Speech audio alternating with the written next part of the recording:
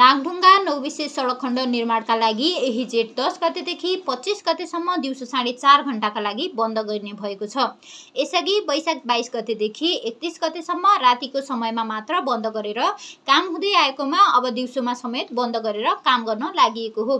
काठमाडौँका प्रमुख जिल्ला अधिकारी ऋषिराम तिवारीले सडक निर्माण आयोजनाको प्रस्ताव अनुसार जेठ 10 गतेदेखि 25 गतेसम्म बिहान 10:30 बजेदेखि दिउँसो 3 बजेसम्म नागढुङ्गा नौबिसे सडक खण्ड बन्द गर्न लागेको जानकारी दिए। धादिङ जिल्ला प्रशासन कार्यालयसँग समेत समन्वय गरेर यो निर्णय गरिएको उनले बताए। नागढुङ्गादेखि नौबिसे सडक खण्डको मोड सुधार गरेर फराकिलो बनाउने र पिच गर्ने काम भइरहेको छ।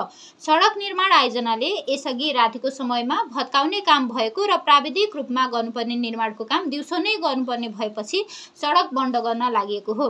त्यसैले विकल्पको रूपमा धार्के सीतापाइला तथा टोखा छहरे त्रिशुली गल्छी सडक प्रयोग गर्न स्थानीय प्रशासकले अनुरोध गरेको छ। बन्दको समयमा काठमाडौँबाट जाने सवारी साधनहरू नागढुङ्गामा र नौबिसे तर्फबाट आउने सवारी साधनहरू खानेखोलामा रोकिनेछ।